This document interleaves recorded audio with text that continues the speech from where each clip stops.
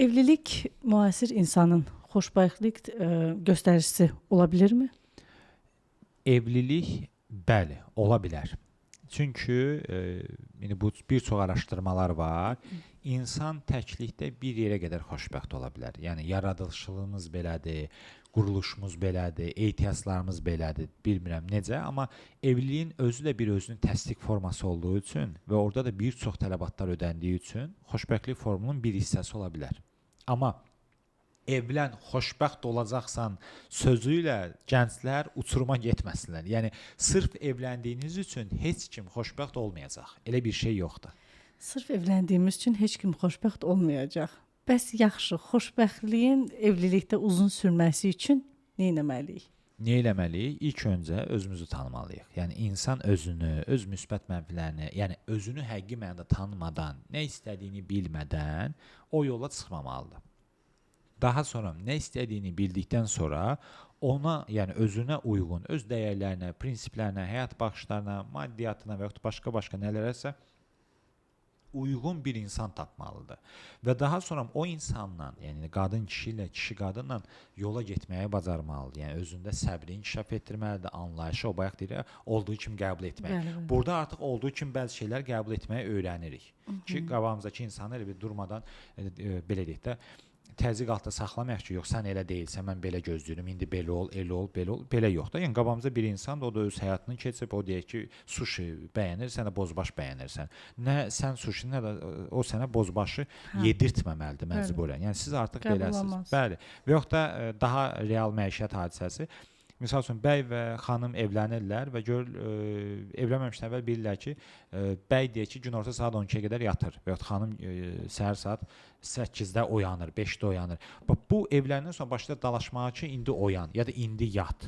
Yəni bir-birinin xüsusiyyətini həqiqətən tanımalılar. Daha sonra bunlar uyğundursa, yəni aşağı-yuxarıda %100 heç bir şey yoxdur. İndi gənclər dinləyib səhvən anlamasınlar ki, gedim ideal qız, ideal oğlan axtarım. Elə bir şey yoxdur. Sadəcə bütün bunları nəzərə aldıqdan sonra amma artıq yola çıxıb orada da yəni həyatdan baş çıxara bilmək lazımdır. Güzel, bəli, ilk əvvəllər hamı özünü bir digər tərəfə çox yaxşı göstərir axı. İlk görüşlərdə. Yəni deyir ki, mən məsəl üçün balıq sevirəm, o da ay mən də sevirəm. Mən güləş sevirəm, o da mən də sevirəm. Axı bunu tapmaq biraz çətindir, yəni. Baxın, balıq sevirəm, mən də sevirəm, cəhənnəmə kimi sev. Yəni burada balığı sevmək, günəşi sevmək, bizim rayon dilinə desək, sevmirsən qara görə sevmə. Yəni bu önəmli deyil.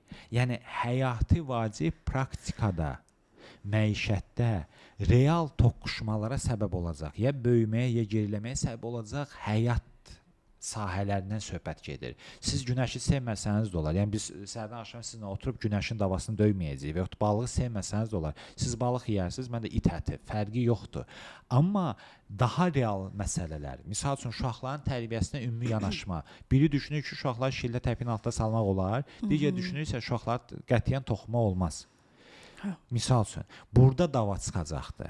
Biri düşünür ki, misal üçün, uşağa adı ancaq ata verməlidir. Biri isə düşünür ki, uşağa adı ancaq ana verməlidir. Biri düşünür ki, uşağa ulu babamın qardaşının müharibədə itkin düşmüş bacısı oğlunun adını vermək lazımdır. Digər isə düşünür ki, Melisa adı vermək lazımdır ya da nə bilim Anakonda adı vermək lazımdır. Yəni buna əvvəlcədən baxmaq lazım. Yəni real həyat üzləşməsi budur.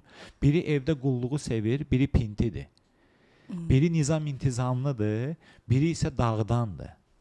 Yəni biz bunlara baxmalıyıq. Müşahidəsizdiniz, müşahidə aparılmalıdır. Əlbəttə, biz bunlara baxmalıyıq. Baxın, real həyat budur. İndiki gənclər o ağzı günəşə deyirlər, nə deyirlər? Yəni qəribə şəkildə belə həyatı Netflix serialına səhv salıblar. Yəni həyat bu deyil. Yəni sən sabah evə pul gətirməli olacaqsan. Sənin xanımın uşağa baxmalı olacaq.